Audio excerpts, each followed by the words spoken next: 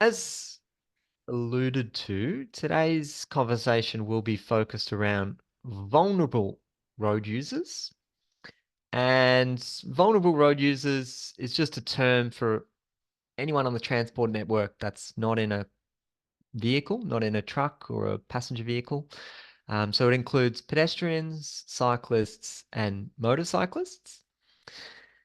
Motorcyclists, they do tend to fare a little bit better than pedestrians and cyclists. Like they've got the helmet on, and if they're wearing leathers and things like that, they may be able to survive higher impact speeds. But for the purposes of this conversation, we will just combine pedestrians, cyclists, and motorcyclists into this one category of vulnerable road users.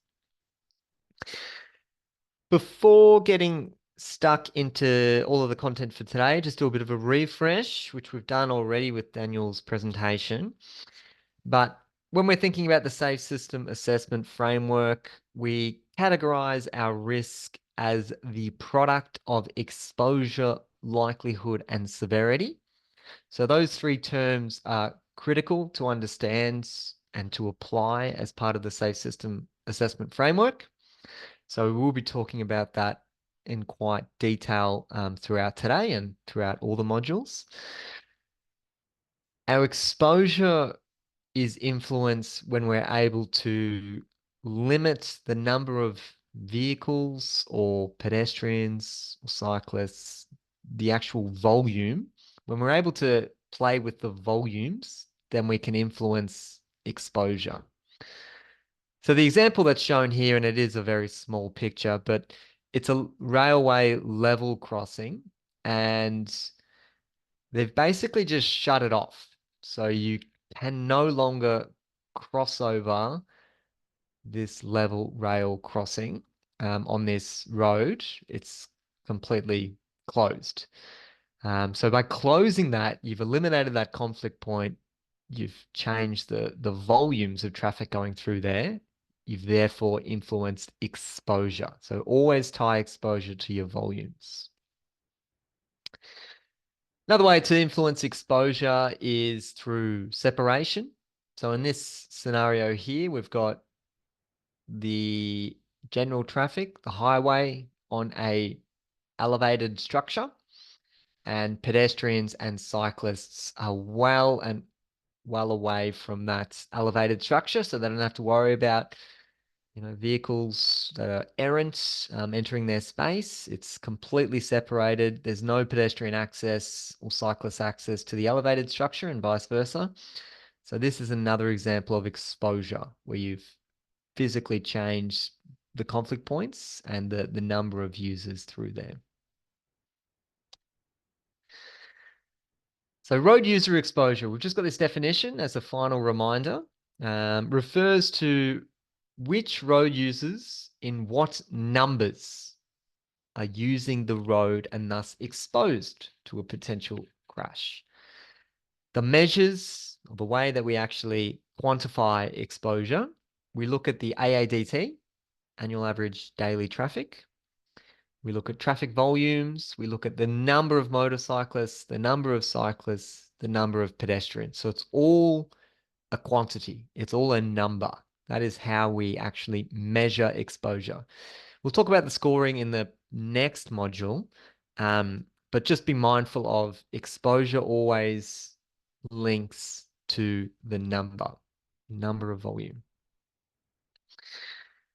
I'll draw out a little scenario here of a potential, site that you could have selected as part of your assignment, or, just something that looks familiar to you. And let's say if I've got an arterial road and a local street access or a minor leg that connects in like a T intersection. So this is the arterial going east-west in this scenario. And let's say I've got some money and I'm interested in improving the safety here. And what I'm going to do is I'm going to upgrade this rather than just have a give way or a stop sign. I'm actually going to make this a signalized intersection. So I'm going to just get rid of some of these markings. and draw some crosswalks so we can see what that would look like. So I've made this a signalized intersection instead. What I have done is I have reduced the likelihood of a intersection crash occurring. So the likelihood, L, is reduced. The reason for that is because I'm no longer relying on motorists to be able to pick a gap in traffic and, make the right call. You're basically giving them the green light, giving them a separate phase, to help get rid of that judgment call, because we know that people will make mistakes there. People will still make mistakes at traffic signals, and there still will be crashes there, but it is, an improved safety outcome compared to just a priority controlled type of intersection. So signalizing that intersection would affect the likelihood. The exposure, though, would remain the same. So that stays the same. The reason for that is it's very, very likely before this project was constructed, you would have a certain amount of vehicles there, let's say 2,000 vehicles per day going through that intersection. Signalizing it, you'll probably still have 2,000 vehicles going there a day, maybe a little bit more. So the exposure is unaffected in this scenario. If I did want to influence the exposure in this example, I'll do another little drawing now. What I could do is actually start to restrict movements. And let's say I wanted to create a left in and left out. So that means vehicles would only be able to access and leave this minor leg performing left turns, effectively removing the right turn. Yeah. Now, it's very likely that by implementing that left in, left out treatment, we have influenced the exposure. It's very, very likely that there are going to be less traffic volumes going through there. If you've got any traffic modeling to support that, that's obviously what you'd be using as part of your assessments. But that is an example of influencing your exposure. Another one that Daniel mentioned there was the cul-de-sac treatment. So that is basically just chopping this off altogether and not creating any through permeability there. So just making this a bit of a court bowl there.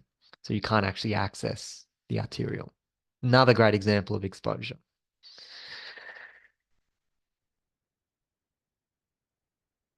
Having completed numerous safe system assessments and been involved in lots of these training courses, we do find that there's lots of kind of frequently asked questions.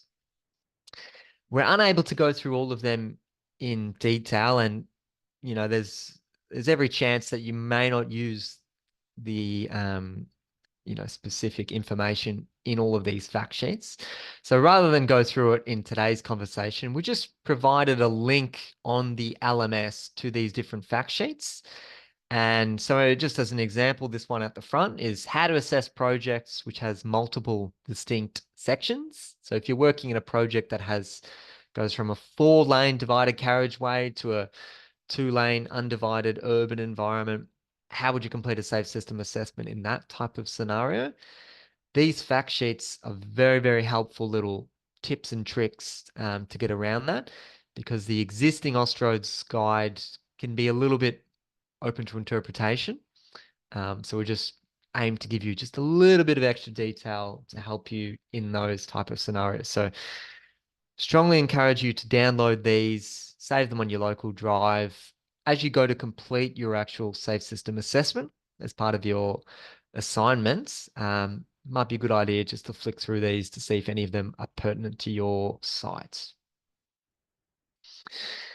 Alrighty, so by the end of today's module, what we're going to be focusing on is vulnerable road user safety, and we're also going to link that into movement and place thinking. If you've never heard the term movement in place, that's okay.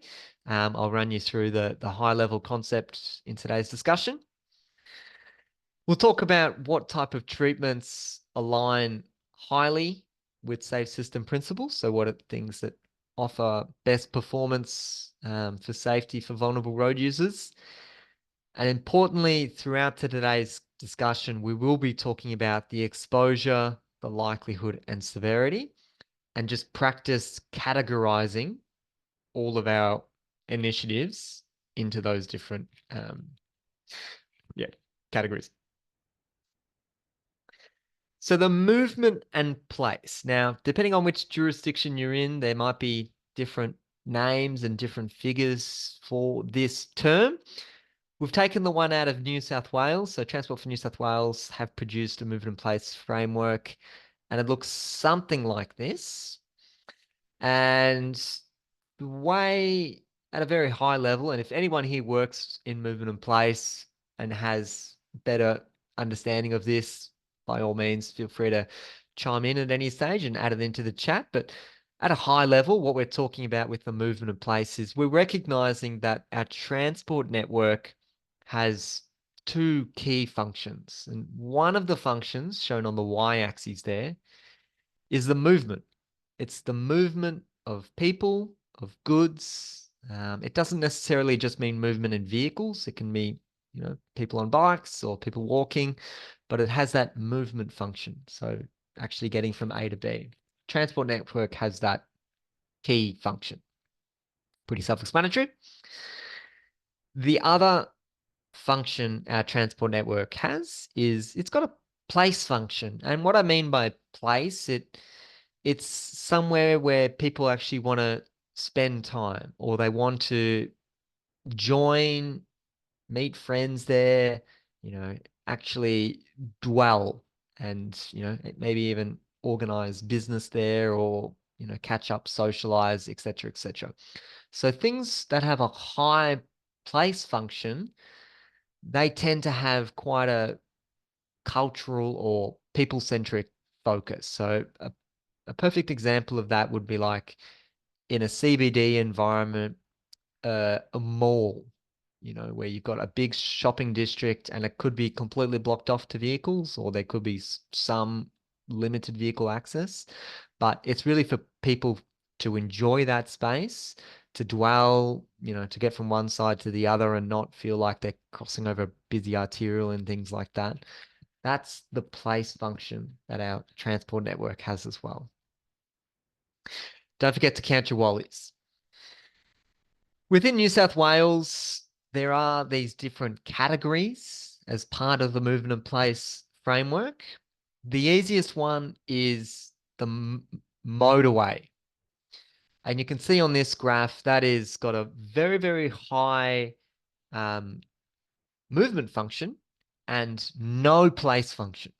So a motorway, you do not want people to stop and dwell and enjoy that space. You don't want people out of their cars at all. You solely want the movement of goods and people through there. So motorways are a perfect example of just high movement function. That's the only function it's for. So that one's generally the easiest to be able to categorize. But the other ones that we've got are places for people. So we'll start in the bottom right there. So that's got a high place function and a low movement function. That's kind of like that pedestrian mall that I spoke about before. CBD environments, if you do have traffic there, you'd expect low traffic volumes and low speeds. Local streets, they have a low movement function and also a low place function. It's important to reflect that the place function is the strategic importance at a statewide level. So for instance, the local street that I live on, it does not serve a significant statewide attraction or anything like that. So it's got a low place function. It may have high place function for me personally because I live on this street, but this framework is about thinking more globally. it's not where people and tourists are wanting to spend time on my local street, thankfully. It's not as significant. So it's got low place function, but also low movement. Going counterclockwise, movement corridor has got low place function and a higher movement function. So think of your arterial roads. There may be businesses dotted along there, but you don't generally see a lot of demand for, dwelling or pedestrians congregating in those areas. The final one, and I always think these are the hardest ones to be able to design for and to be able to work within. It's where you've got competing functions, where you've got a high movement corridor as well as a high place function. And I always think of the example of just like an arterial road that is also a strip shopping district. So Oxford Street in Sydney as an example, or Sydney Road in Melbourne, where you've just got lots and lots of bars or pubs or shops, cafes, restaurants dotted along the street. And you do have demand across both sides of the carriageway, but it's also a very important transport corridor for moving traffic. So you've got kind of competing demands there. Vibrant streets are where we tend to have to make tough calls to try and work out, well, what is truly the priority here, or we just let it exist and try not to mess around with it too much because it falls into that too hard basket.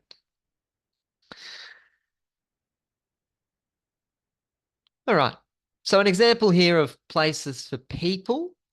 We've got, as you can see, quite a low speed environment. There is, some degree of traffic that could access there, but it looks quite restricted. So it'd be low traffic volumes. And just by the way this is set up, you wouldn't be traveling through there at 50 kilometers per hour or anything like that. That looks like a very slow environment.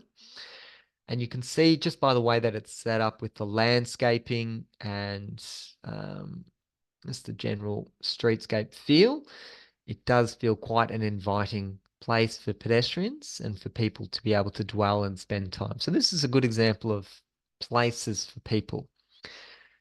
Now, I've done a lot of talking, so I want to get us involved in a bit of an activity to make sure that we understand what we're going through here.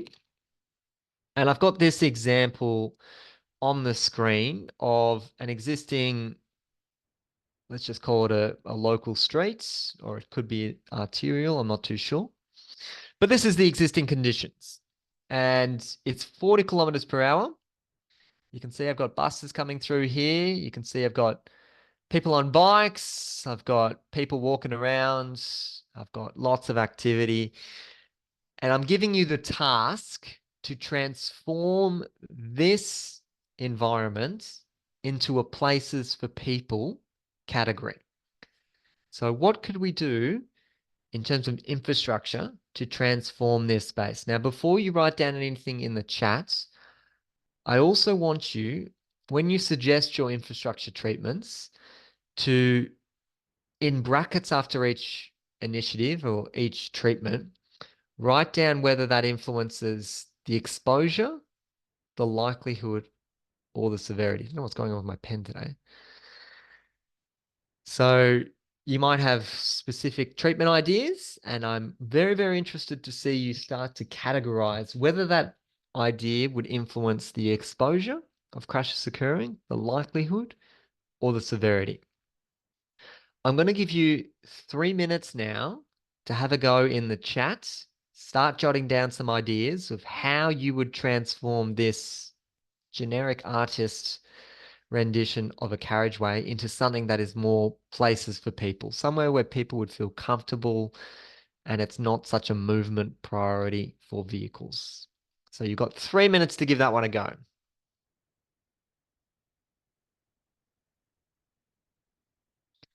I'll check with Loretta if I've missed any questions in the meantime. Remember, you can always ask questions. I love a good question.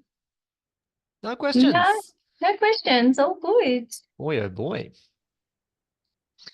Yeah, you're very likely to win a prize if you ask questions. I can't see the. Oh, here we go. Sorry, I'm just having some technical difficulties. All right.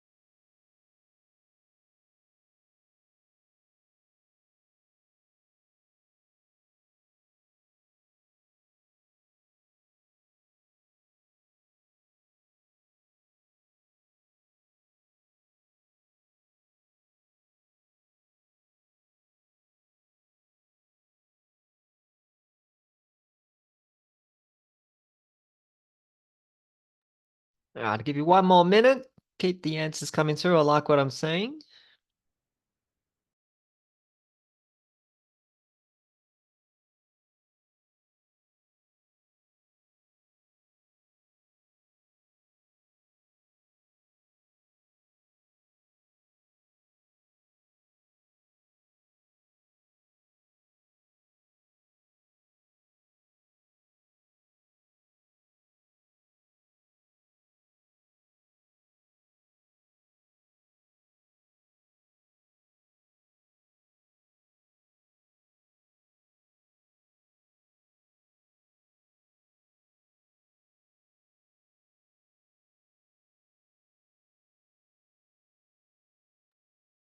Alrighty, we might chat through some of those answers. So thank you very much. I'm very much enjoying what I'm seeing here. A few of them that stood out to me. I won't be able to get through all of them, but I did see mention a few times about reducing the speed. So currently 40 kilometers per hour, not the most inviting.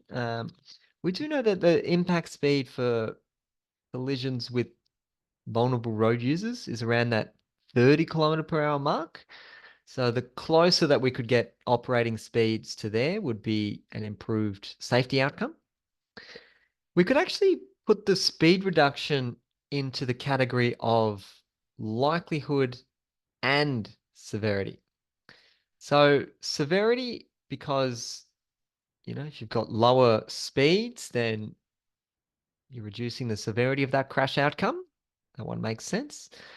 But you can also put speed reduction into the likelihood as well, because the slower a vehicle is going, the more time they've got to react. So if someone steps in front of the carriageway, they're able to get onto that emergency brake, and it takes less time to actually be able to brake and avoid a collision altogether. So reducing the speed actually influences the likelihood and the severity. Saw a few examples of protected cycle lanes and, exclusive cycle paths, which I think is excellent. And I wanted to make a note that it is common to think that that's an exposure one. And there's a bit of, dependent on what exactly the design of that looks like. But we would tend to put the creation of a protected bicycle lane as just likelihood. So it's less likely a vehicle would collide with um, a, a cyclist in this instance. The reason for that is you've probably got the same traffic volumes going through there. You've probably got the same bicycle volumes, maybe even higher bicycle volumes going through there. And there's likely still conflict points somewhere. So if at the moment, it's on road and there's just conflict points everywhere, there's still probably going to be driveways or local side roads, things like that, where there are those conflict points. So there still is that exposure risk. So we tend to put protected cycle lanes just as the likelihood category there. But if it was a completely separated and there's no possible, conflict between the two users, then I would agree that would be exposure. Lots of one-way traffic. I like this idea, and I think that's something that local streets can really benefit from. I also like that the one-way traffic is categorized with the exposure. I would agree with that assessments. I just wanted to draw a little, I like drawing in case no one's noticed it. I'll draw a little example of what a way to kind of rationalize this thinking. And let's say the street that I was looking at was just this here, and it's currently two-way like that. But as per that suggestion, I'm going to make it one-way like that.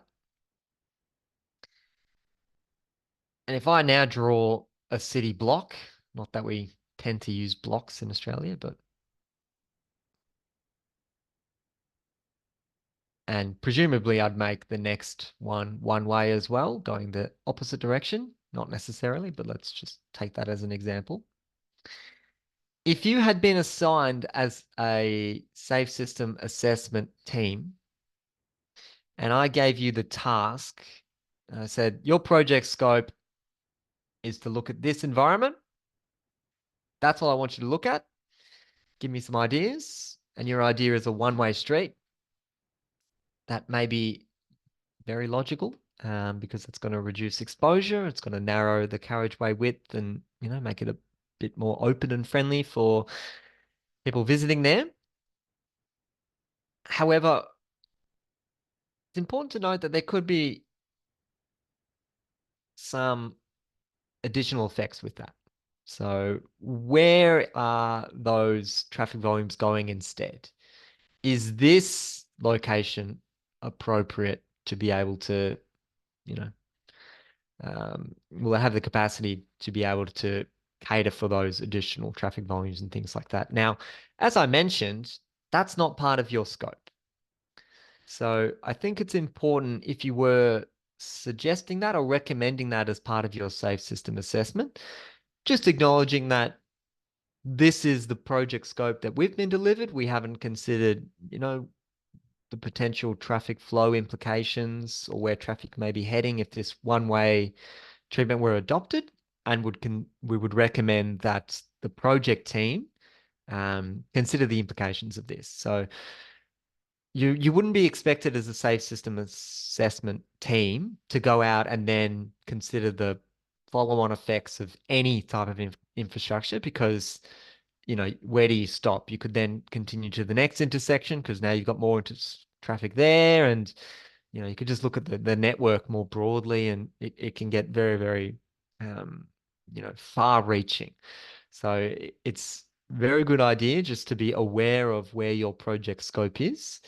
If you are concerned that there could be ramifications to other parts of the network, just making a note of that in your assessment and, suggesting further investigation to confirm what that effect would look like. But it's good that we saw that one come through there. I'll go back to my slide.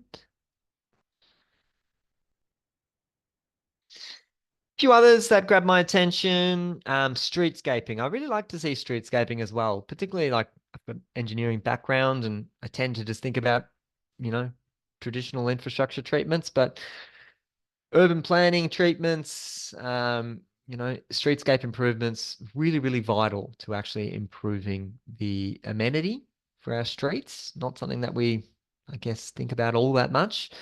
But if you are thinking of places for people, you want to make it a place that's actually worth spending time in. So that's where that streetscape improvements come in. I saw the recommendation for HPAA, high pedestrian activity area, if I'm not mistaken. That involves a speed reduction as well, typically. Wombat crossing would be likelihood and severity. I agree with that. That's excellent. And yeah, there's plenty there. I unfortunately can't get through all of them, but I like what I'm seeing. I'll give you an example of the artist's impression of how this could be transformed. And we do actually have an example of a one-way shared street. So, few things to note here. They've actually dropped the speed all the way down to 10 kilometers per hour, which is very, very slow. Where we're at 10 kilometers per hour or kind of walking pace, in those environments, we tend to create a shared area. So basically, pedestrians and bike riders can access that carriageway and they would be awarded the priority if they were crossing and things like that at all times. A few things with that statement is how readily understood that would be for drivers, whether they know they need to give way to pedestrians crossing. And also, if you're implementing, it's a bit hard to see there, but there is a zebra crossing there. That would actually be superfluous because the idea of a shared street is that pedestrians have right of way everywhere. So you don't actually need to create a designated crossing point. If it's a shared street, you could cross over here and have the priority over vehicles. So just that one's just a bit of a flag for the yeah, for those that are very familiar with shared zones and shared streets and things like that. But you can see automatically this is a much more inviting space. You can see the streetscape improvements. Widening of the footpath is a big one. Not having so much of that space allocated to vehicles, instead trying to promote more active transport and things like that. So this is just, one scenario of how this could have played out. But by all means, what we were seeing in the chat as well are also other ways that you could redesign or transform that, artist rendition into something that's more a place for people.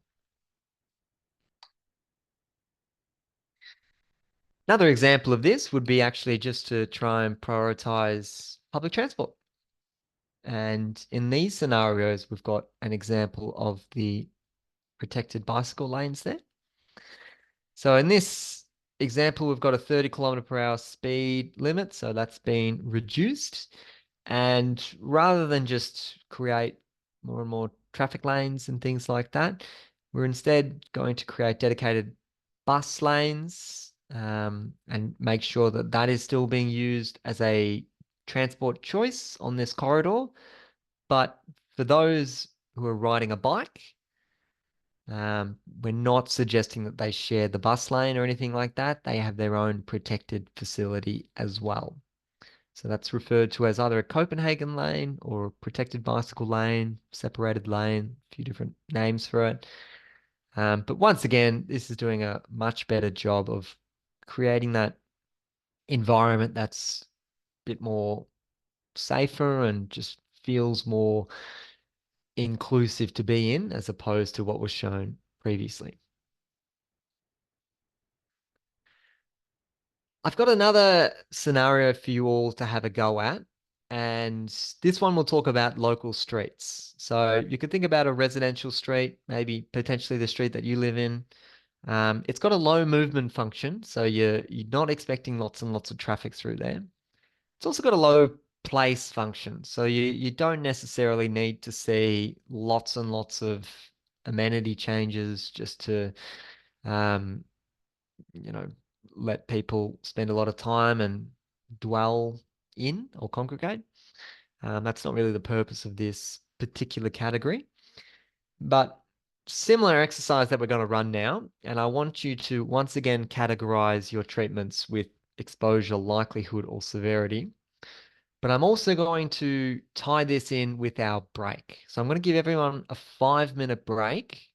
But as part of that 5 minutes, I'd like to see your answers in the chat with how we can change this environment into a local street. So I'll put the timer on now and I'll give everyone 5 minutes. Pop in the chat your infrastructure ideas and I'll see you back in 5 minutes. Hope you managed to get a nice cup of coffee or go pat the cat and dog. Hope you're all feeling good.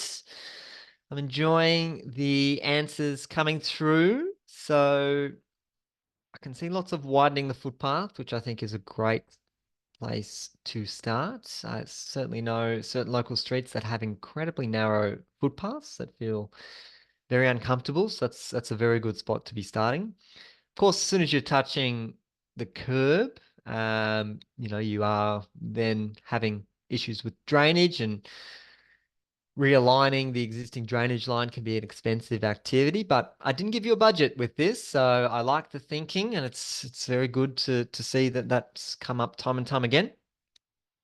Speed is a good one as well. Always important to recognize that speed actually plays a role in the amenity of the street as well. You don't really want to be living on a fast street. You want to have something that is slower, just feels more comfortable to be on. What else have we got here? We've got some ideas of shared paths on one side of the carriageway and creating wombat crossings. Wombat crossings affecting both the likelihood and severity, which I agree with. So the wombat crossing, at a particular location with its raised function, just creating that designated crossing points for pedestrians. The reason that it's likelihood and severity, so it's likelihood because you're creating a actual priority crossing, and it's not just a bit of a free-for-all where pedestrians cross over this street. You're trying to formalize that into a specific location. And severity because due to the raised nature of a wombat crossing, you're actually going to be reducing speeds, and reducing speeds would actually have the likelihood and the severity benefit there. So agree with the L and S for the wombat suggestion. Great to see that that one came through. Widening curb outstones modal filter. That's a very good one, Penelope. We'll give a prize out to Penelope. So this idea of, do we need all of these transport modes within this area? Perhaps we could filter out general traffic, just as an example. So there are examples of that where, you don't just have all streets completely accessible to all modes of transport. You actually try to separate that through gates or bollards or things like that, so that there isn't that permeability throughout the network. It could be a bit of a challenge on local streets if people have got driveways and things like that. They want to access their front door, but I like the thinking. Yeah, try and make things a little bit different. The idea of creating bus stops again and making maybe just prioritizing transit or public transport through here. I like that as a suggestion. Compact roundabout at the intersection. That's very exciting. We'll give a prize out to the person that said compact roundabout. Medians down the middle, zebra crossings, increasing the footpath sides, one-way traffic again. Excellent. All great ideas. And I'm largely seeing that the way that we are categorizing exposure, likelihood, and severity is very consistent, which is great to see. And that's really what we're trying to practice today. So I just want to make sure that we feel confident when we are assigning specific treatments to either affect exposure, likelihood, and severity, that we're doing that with confidence and it's, correct. It's the way that we would do that within industry. The reason that we're so adamant about this is because once you start your assignment for the final module, you will be completing a safe system assessment and you will be marked on how well you are doing that categorization. When you then go on to move into industry, it's very, very important that you've got that foundation just well understood exactly what treatments fit into each of those categories. So there's that consistency across um, different practitioners. So that's the reason that we're continuing these exercises, just making sure everyone feels comfortable. Here's the artistic rendition of what this street could look like transformed. And once again, you do see those widened footpaths being a prominent idea. We've got another one-way shared street example. It doesn't have to look like this, but I would be so excited if my local street, residential street, looked like this instead of what it currently looks like. Not that it's terrible at the moment, but like, I just think this is so much more inviting. And these little chicane treatments or like horizontal deflection treatments, that's actually used for traffic calming.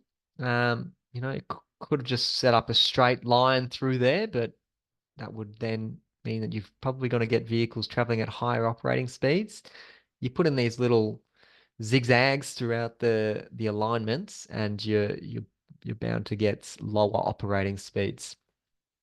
This is actually a street that would not be uncommon in somewhere like the Netherlands or Denmark or something like that. This is what their local streets look like. Um, and something that I think, we could certainly see more of in Australia. We do have examples of these types of shared streets, kind of, what are they referred to as in Western Australia? Like safe, active travel streets.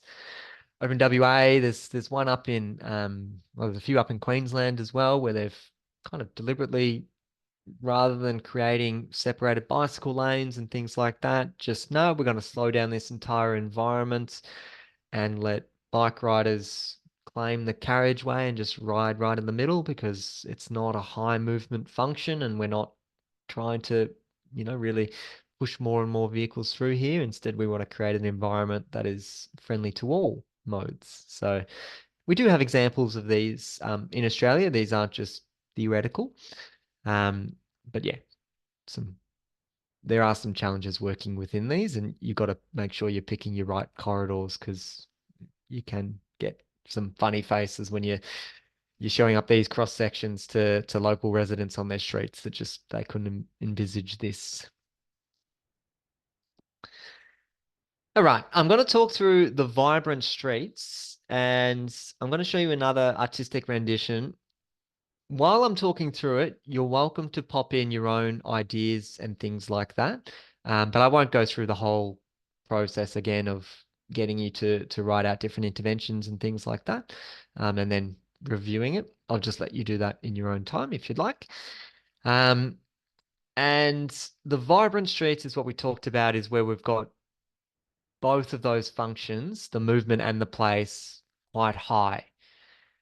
I think it's generally the trickiest category to work within, because we don't tend to do it very well.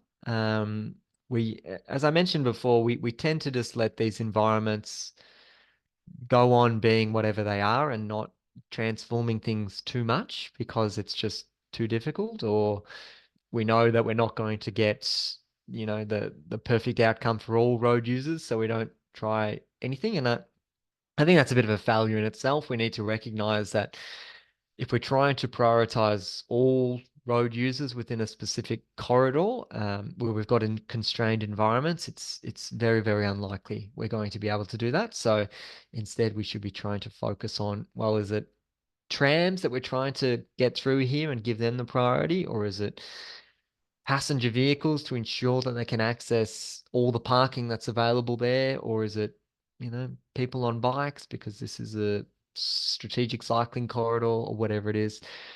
We need to start being a bit more cutthroat and saying, well, we can't prioritize all road users. So what can we do within this space? But that's by the by.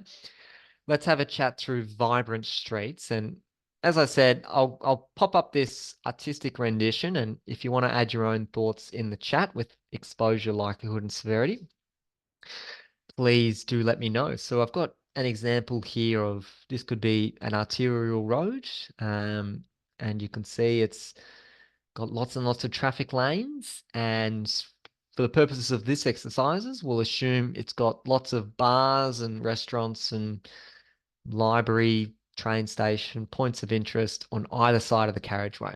So it's also a place where people actually want to spend time here. It's not overly inviting at the moment, though, is it? So we can't just, cut this down and make it a one-way street because it would not fulfill that movement function. So what else could we do within this space? Well, as I said, these are the trickier environments, but a few things that I wanted to point out with this specific example. The first is grade separation. So you can see we've got a pedestrian overpass. You can't actually see the overpass, but you've got the stairs there, and then the overpass would run over the carriageway and then back to the other side of the footpath. Now, theoretically, that is a big tick because we have influenced exposure. We've changed the number of conflict points. We have completely grade separated our vulnerable road users, our pedestrians, from general traffic. So theoretically, that's marvelous. In practice, we know that people will not use that. Some people will use that. We know that not everyone will use that. In fact, in this example, purely because there's only stairs, people with disabilities, people with mobility devices, people that are riding a bike, they won't be able to access that overpass. So it's actually incredibly limited. So although on paper they seem like a fantastic idea, it's got to still, you know, be viewed with the mindset of, will this actually be used and what are pedestrians likely to do in this area? And even in this little artistic rendition, we can see that we do have pedestrians crossing at grade and not using that. And this lady here with her dog. So there's plenty of examples of that where we've just, installed the overpasses and assume that that's all done and good. But it's important to reflect that, yeah, not all pedestrians will use that overpass, and there still will be at-grade crossings. Another thing that you may have noticed in this little illustration is the use of pedestrian fencing. And it's also installed in the median there as well. And the idea of this is to corral pedestrians or force them to actually use the overpass. Few things to say about that. Whenever you've got pedestrian fencing, in terms of streetscape amenity, they greatly erode that. So it feels like you are cattle, and it's not a comfortable thing to have be penned in like this and be like, that's where you got to go and there's nowhere else you can go. It greatly erodes the streetscape amenity. So that's one side of things. But in terms of safety, the thing to be mindful of is people will jump that fencing. People will completely ignore it or get to the other side of the road and be like, oh, there's a fence there. I didn't know that. And then be forced to walk along the carriageway, increasing their exposure or increasing the length of time where they potentially have that conflict with vehicles. So we tend to be quite hesitant of actually recommending or installing pedestrian fencing. There are examples where it is useful, but rule of thumb is just be very wary of assuming that you put the fencing in there and you are going to completely eliminate pedestrian movements there. It's more likely just to be a hurdle for pedestrians to climb over as opposed to actually removing that path. One of the scenarios where we have seen benefit in installing these pedestrian fences, unfortunately, a few years ago, we were involved in a coronial inquest where there was pedestrian. Sorry, I'll go back a second. We were involved in a coronial inquest where there was a member of the community and they were at the pub having a few drinks, was inebriated, started a fight in the pub, got kicked out of the pub, got thrown out of the pub and, was a little bit uneasy on the feet, fell from the pub, crossed a footpath straight onto the live carriageway, and got struck by a vehicle, resulting in a fatality. In those scenarios, we do actually suggest recommending, okay, we can put up pedestrian fencing at adjacent pubs and clubs and things like that, where we do know that we have inebriated patrons, people under the influence. And in those scenarios, it is literally used so that they are not just flowing onto the carriageway because they, have a lack of motor skills at that point in time. So in those scenarios, we would probably consider implementing them. But in scenarios like this, just to try and corral pedestrians to use an overpass in this example, probably not one that would recommend highly. So a few things I'd be mindful as well of part of this design is where a bike rider is actually going. So there's like a service road or a main thoroughfare. I'm a pretty confident bike rider, but neither of those environments look particularly inviting to me. So if I was looking at transforming this cross section, I'd be trying to create that area for bike riders so that they feel confident and they know exactly where they should be riding in this space. And as an example of how this could be transformed, you can see that we do have that cycling space. This is an example of a bi-directional facility. It just means bike riders can travel in both directions in this particular location, so it's not just one way. You can see that, the sidewalk or the footpath has once again been widened, creating improved opportunity for pedestrians to be able to congregate and spend time there. Even extra opportunities for things like bike hoops and outdoor dining, now that you've got the space there. Once again, you've got the example of the dedicated bus lane. So rather than have so many traffic lanes, well, if we can put a lot of those passengers of those vehicles onto a bus, we'll be able to get a lot more economy and movement because we don't have to have so many vehicles. We can just have one bus with a lot of people. So good solution with that one there.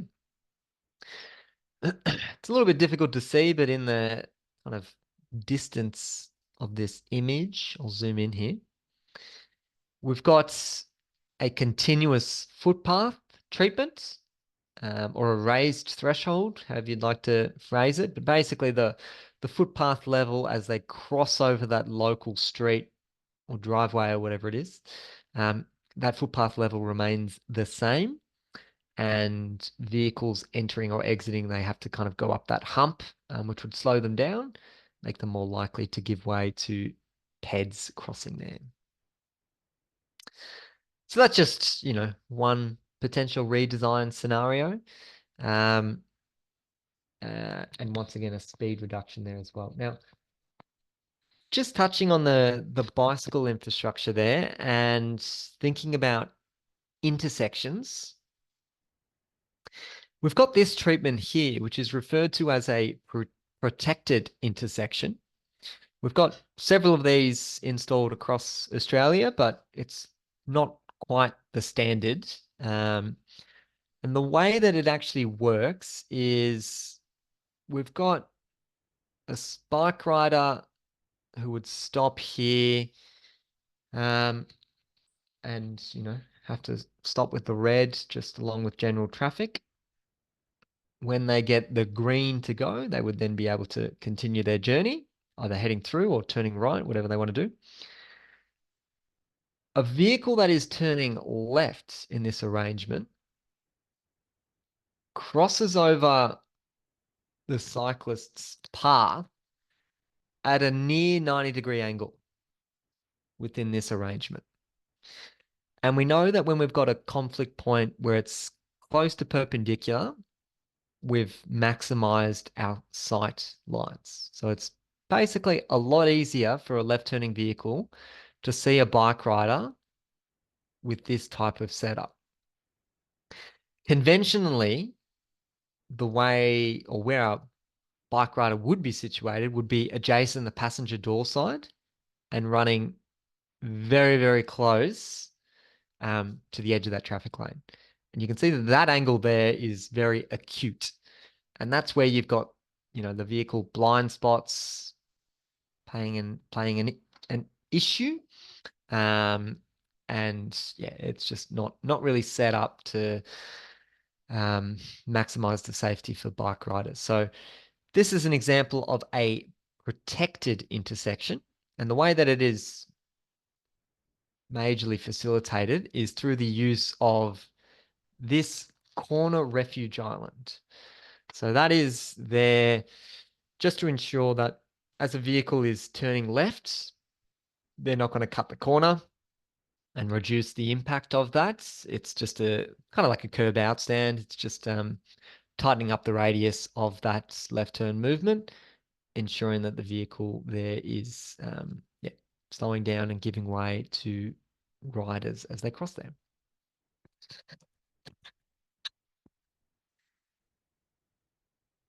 While we're talking about bike riders, we'll just have a quick chat about, I've got another example of a bi-directional facility here.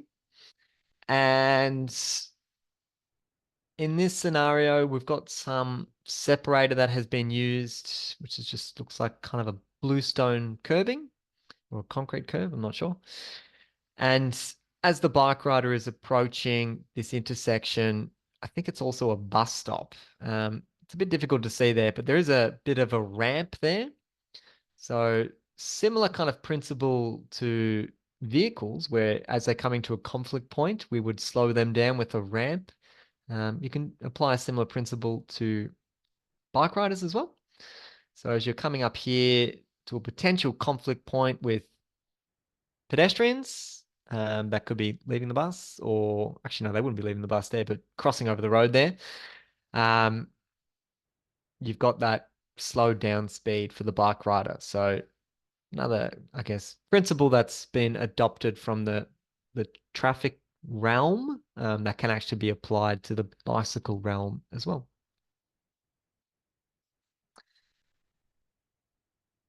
Movement corridor. So this is where we've got a low place function, but a heavy movement function.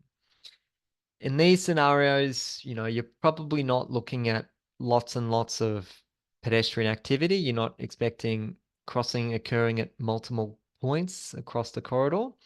Instead, you probably have discrete locations where you may install a POS or just at signalized intersections just to facilitate that movement, but that's not anticipated to be a strong portion of the function of this road.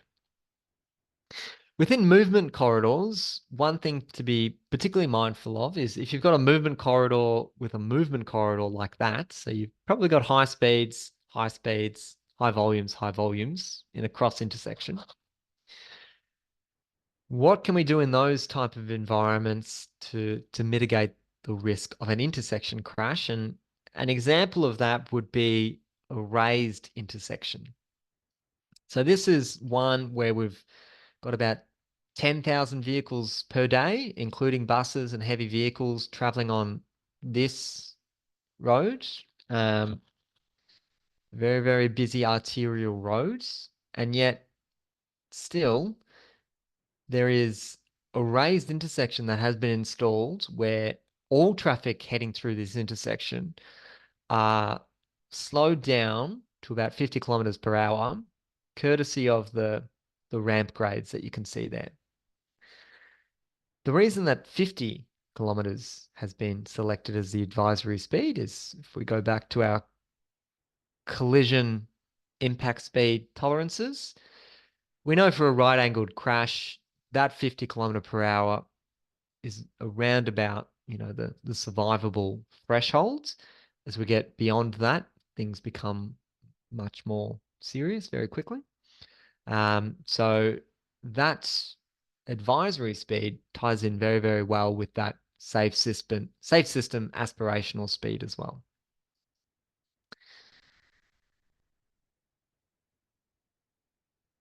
All right. Talking about our bike riders and our pedestrians. So they tend to be the most vulnerable of all road users, purely because they don't have that metal cage around them that can protect them in the event of a collision. We know that severe injury can occur just at 20 kilometers per hour, and death is almost certain at around 50 kilometers per hour. If we were thinking about a bike rider or a pedestrian with a heavy vehicle, we've seen fatalities occur at 10 kilometers per hour walking pace. It's particularly relevant where you've got, say, an intersection and then you've got a pedestrian or a bike rider and they're crossing over here, and you've got a heavy vehicle that's turning to access there. If they're both given the green at the same time and there's no separation in time with the phasing, then there's every risk that the truck driver is unable to see that pedestrian. Like they're just not, like there's the blind spots are so significant in a heavy vehicle that they could potentially just be completely ignored. Um, Similarly, a bike rider adjacent that area as well could be unable to be seen. Or the other scenario is as the vehicle is sweeping around, kind of the front of the vehicle's all the way out here, but the back of the vehicle, the trailer, actually collides with the adjacent pedestrian area, so it could actually mount the curb and strike a pedestrian there as well. So we have seen incredibly low speeds where a heavy vehicle has unfortunately killed or seriously injured pedestrians and bike riders.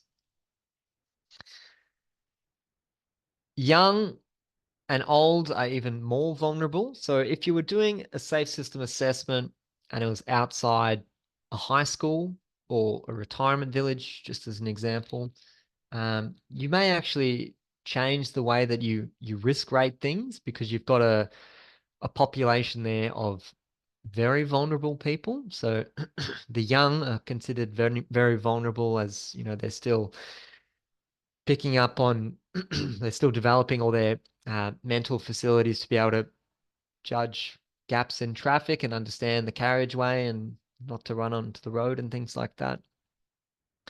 And obviously the old are more vulnerable because their bodies just cannot withstand as much force, and yeah, can take very little speed to have quite dire circumstances for those people. So in an ideal world where we do have conflict points with our vulnerable road users, we've got a note here to try and manage to speeds of about 20 kilometers per hour.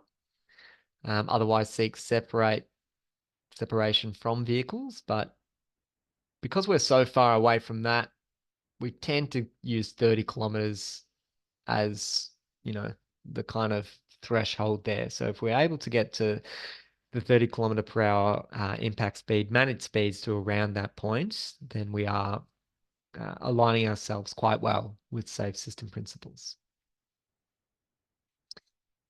So just to chat through some treatments to improve the safety for bike riders. Separated treatments are fantastic. I'll throw a question out to the group. I'm going to have some water while I throw this one out, and we'll give a prize to the first person that can pick this. You'll see that there's lots of gaps in the separator treatment. So it's not just like one long curb like that. Why do you think there's gaps in that separator treatment? Have a go in the chat.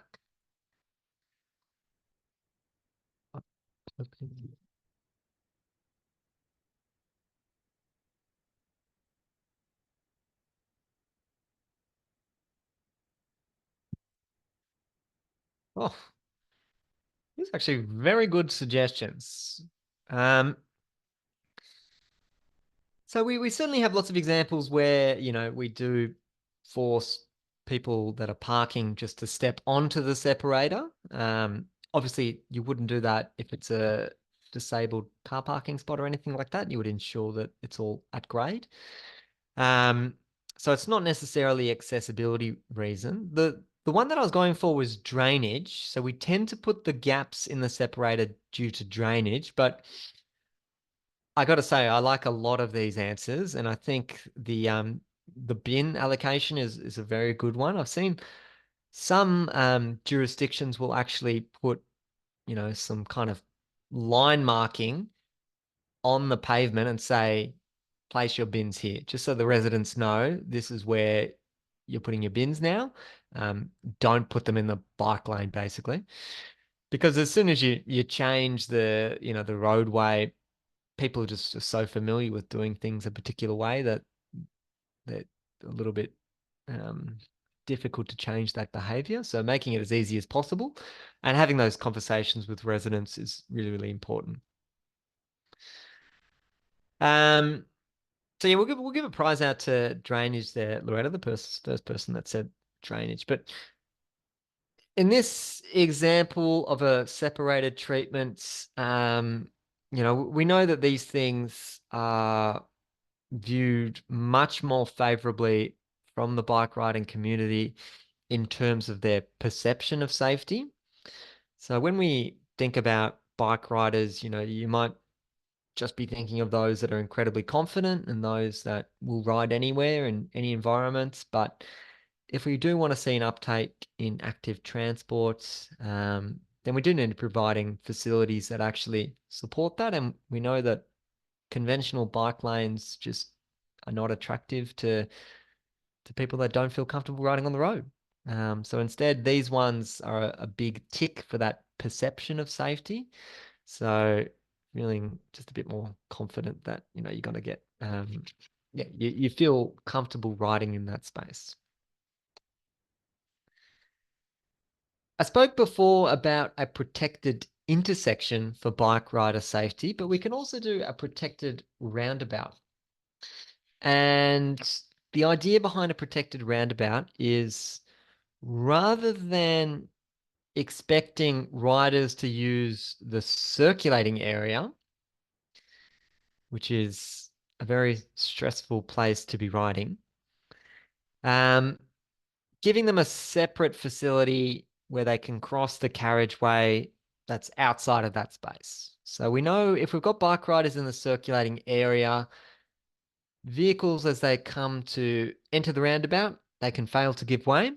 They can just not see them and just enter the roundabout and not even notice there's a bike rider there.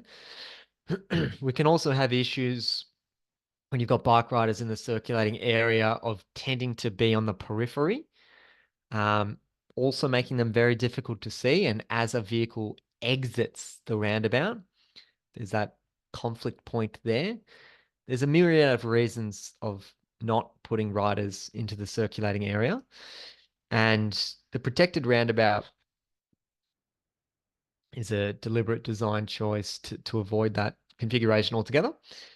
So what we've got here is we've got a bike rider that's getting pushed away from that circulating area, crossing over the carriageway with priority, I should add. So it's a bit hard to see, but there is a give way sign there.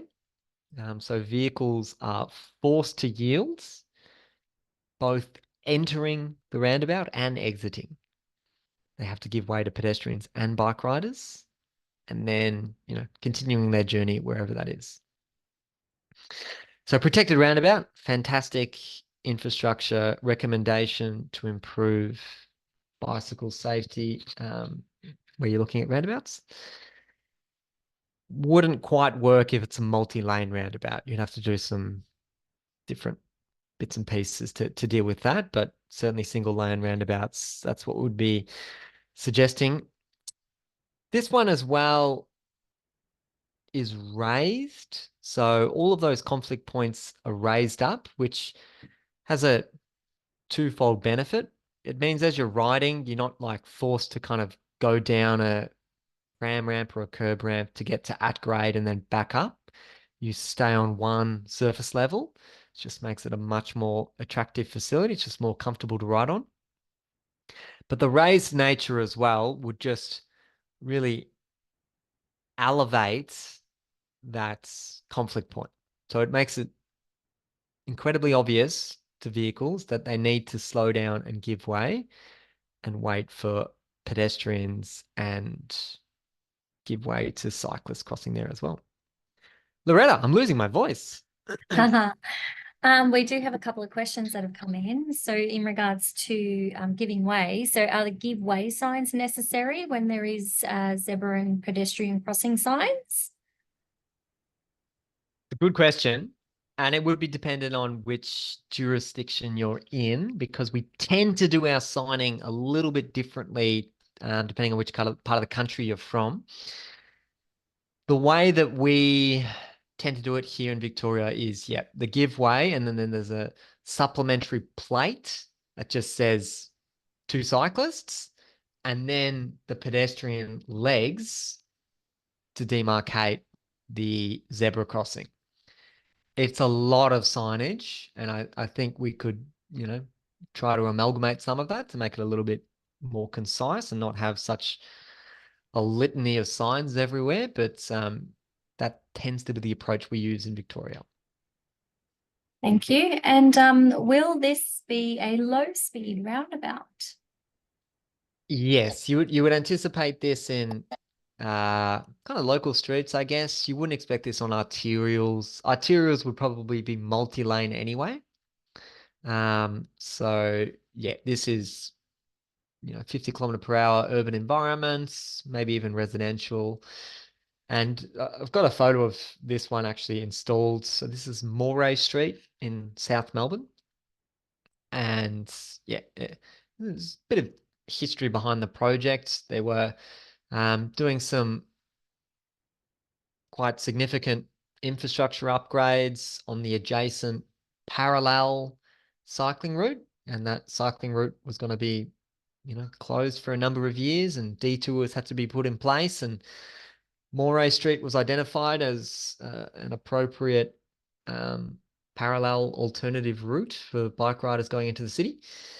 But a lot of the bike riders did not feel comfortable or safe at these roundabouts. And that's the reason that we've got protected roundabouts on Moray Street, just to improve the safety of these locations, as it's going to be used quite heavily as a detour during those construction activities. That's the sign that I was talking about in a bit more detail. So give way, supplementary plate to cyclists, and then the zebra crossing. The reason why we have to do that is if we just did the pedestrian crossing, the pedestrian legs, that only highlights the zebra, and legally there's a bit of a question mark as to whether you have to give way to bike riders. So to get around that, or to circumvent that and make it unequivocal in the eyes of the law, there's the regulatory sign, give way to cyclists. So that's kind of how that one came about. Loretta. Another question. Most of the FSI are on the high speed environment. What would be the solution for such kind of scenario? I've got I might just head straight to my next slide. That's great timing. Let's give a prize out there, because I love it when that happens. If we were talking multi-lane and we're talking, how can we manage our cycling safety? We've got high speeds. To be honest, if we can't grade separate, that would be the best option. If we could build an underpass and get riders just away from that altogether, or overpass, get them on an elevated structure. That's exactly what they would do in kind of European countries. But what we would tend to do is we would actually force bike riders to stop at the high movement corridor. So in this example, it's saying install grab handles for cyclists at all crossing points. So you're forcing bike riders to yield, pick a gap in traffic, cross over, stop there again, pick a gap in traffic, cross over before continuing their journey.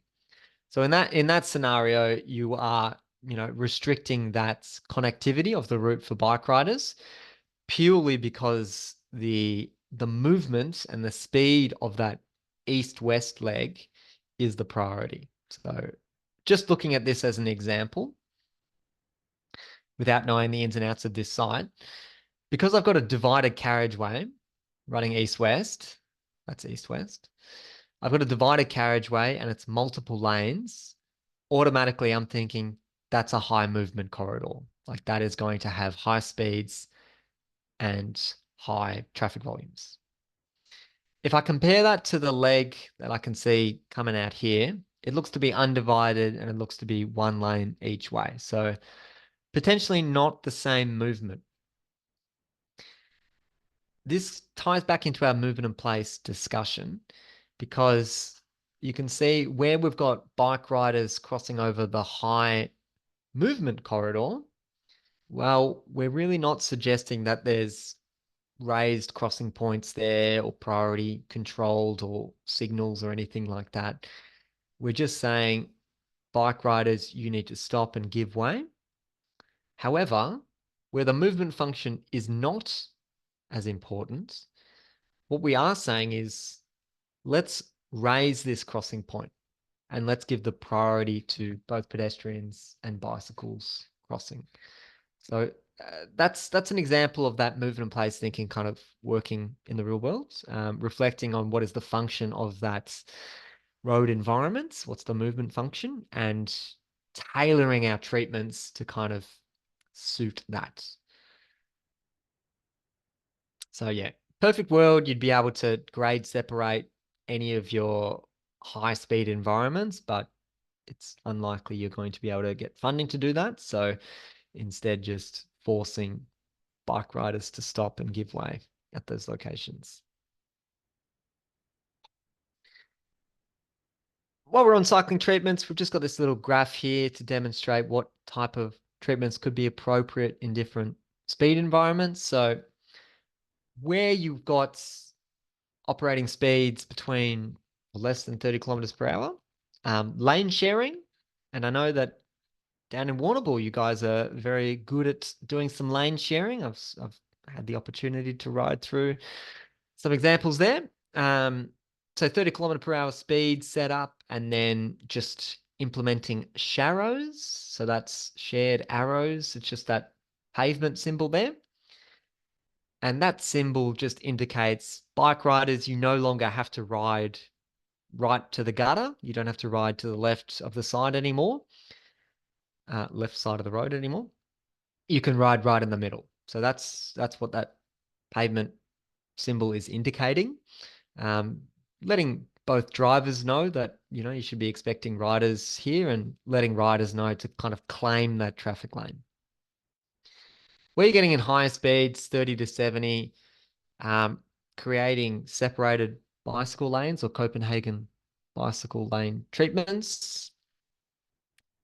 Anywhere in that 70 to 100 kilometer range, creating off-road bicycle paths. So well and truly away from the carriageway and likely also protected with the use of some type of barrier system. I'll touch on pedestrians now. So we've already had some good discussions around what are some of those pedestrian safety treatments. And of course, one of them being the Humble Wombat crossing, which we know influences the likelihood and the severity, which we've touched on before. The likelihood, because it's just a much more conspicuous crossing point. If you were to make that at grade, there's a little bit of who's going to give way to who. But creating this raised example, this wombat crossing, it's just a lot more obvious who's got the priority there. And also influencing the severity there, because once again, if a crash does occur, because you've got that vertical deflection, you're going to wash off some of that speed. So a vehicle that was traveling at 40 going through there, they failed to see this crossing point. That ramp would probably have washed off 10 kilometers or so, making it hopefully within that survivable impact speed. one thing that we need to be mindful of is whether people with, disabilities are able to understand that they're actually crossing a carriageway.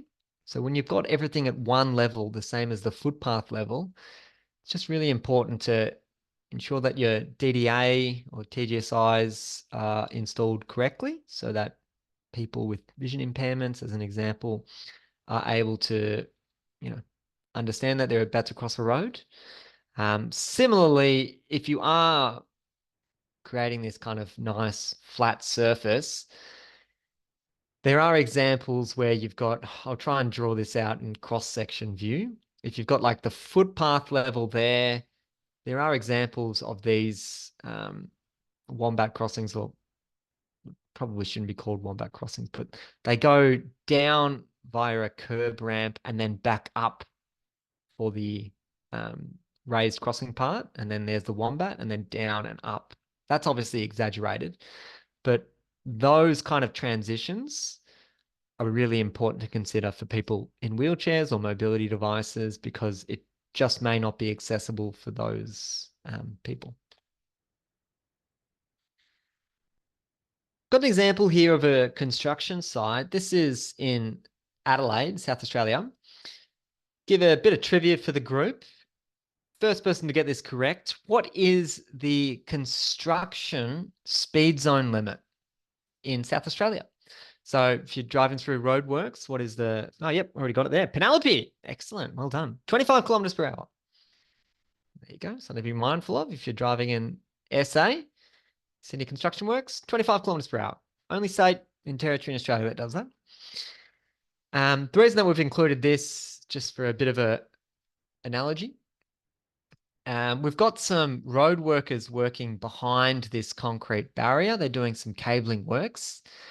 And during this time, it's identified that they are going to be focused on their work and they're not looking out for traffic. So they're working adjacent a live traffic stream. We're going to ensure that they're adequately protected. And what they've done in this scenario is they've installed concrete jersey barriers, and they've also reduced the speed to 25 kilometers per hour.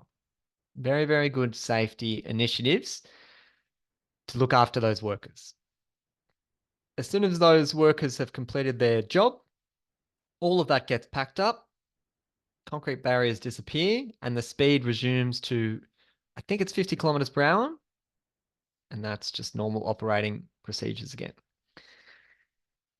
The reason that we bring this up is when we are doing work alongside a road, we are incredibly aware of the risks associated working close to a live carriageway.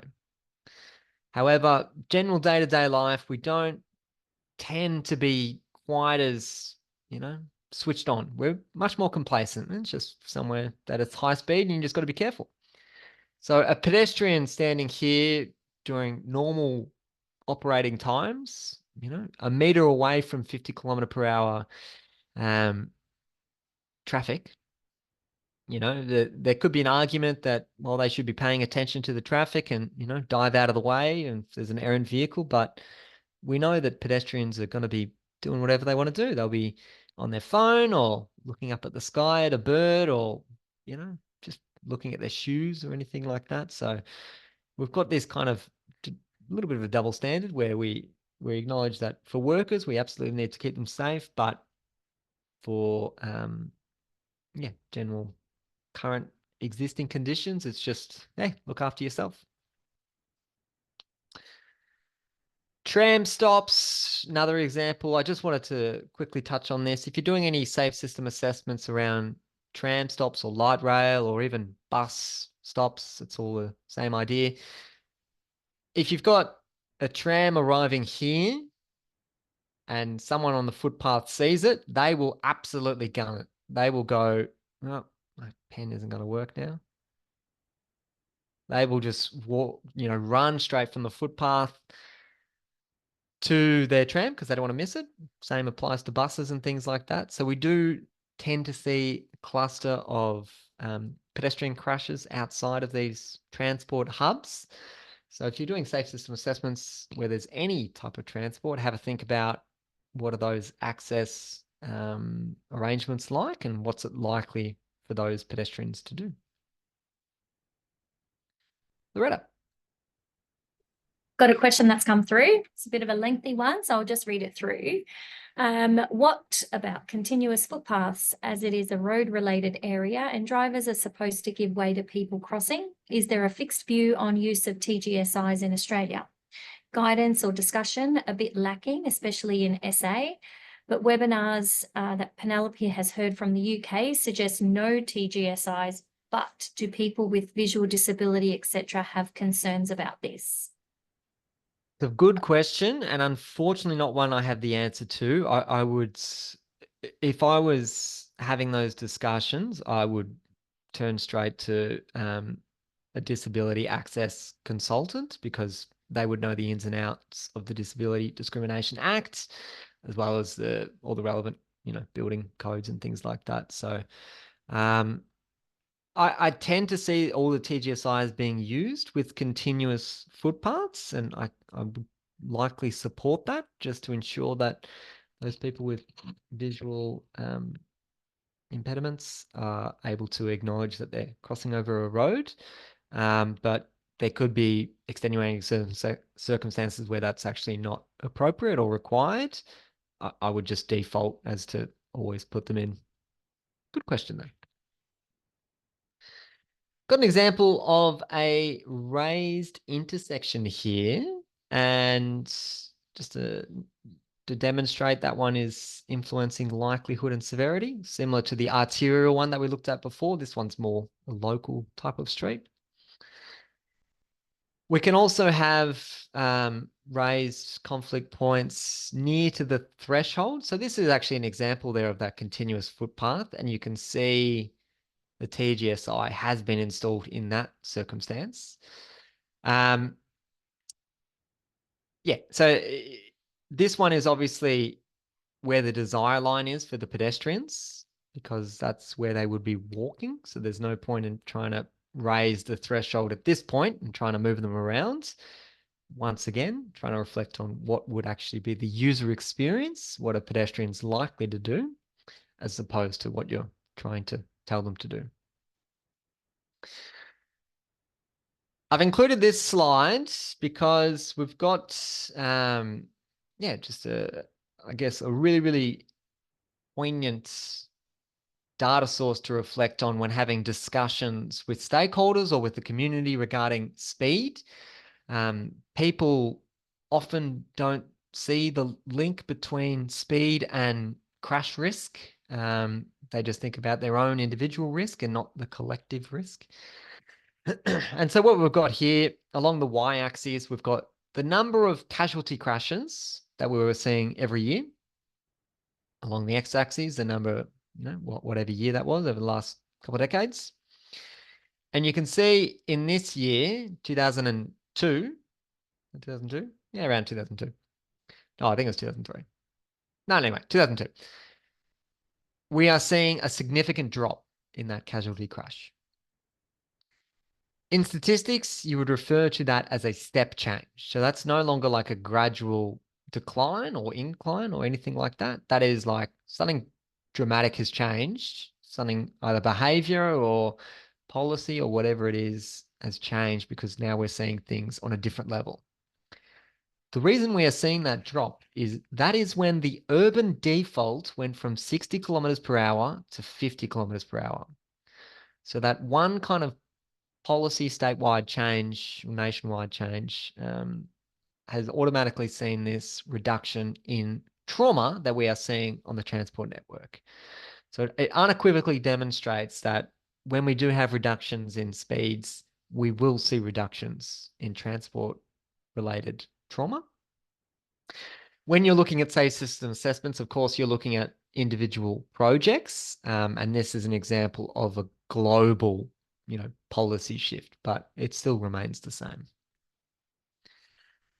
All right, I'll chat through motorcyclists now and have a chat about their kind of safety risks. So as I mentioned, we do put them in the same category as vulnerable road users, but they can kind of withstand slightly higher impact speeds. And there's 5 S's that we like to reflect on in terms of their crash risks. Of course, they're S's because we're safe system solutions. And the first 3 S's are sight, surface, and signs, and they all affect the likelihood of a crash occurring. The strike is all to do with the severity of the crash, and the speed is likelihood and severity. I'll run through them all just so you're clear about them, but that's just the overview what we'll go through. This is just a bit of a note to say that there is some research out there to, suggest that motorcyclists can actually fare better in crashes with vehicles. So perhaps we don't need to adopt the 30 km/h impact speed threshold. We could go 40 kilometers or a little bit higher. It's just to acknowledge that research for the purposes of this training and the way that we apply safe system assessments within industry. We still just categorize them as vulnerable road users. So just wanted to acknowledge that. If you want to read more about it, there's the article link for you. It's good research. But just for ease, think of it as 30 km/h. So the first S is to do with the likelihood of a crash occurring, and it is the sight. So we know that even very, very small things in the roadside have the ability to completely obscure motorcyclists. So in this slide, we cannot see a motorbike, and then a split second later, we can see the motorbike there was there the whole time behind the tree. So if you're doing a safe system assessment, having a think about, are there any sightline restrictions, and reflecting on even small things can actually completely mask a motorbike because they're just so narrow. The surface conditions, motorbikes are incredibly subject to any pavement defects, and the reason for that is they've got 2 small patches of contact with the pavement, and they can also feel any kind of defects, in their handlebars, into their wrists.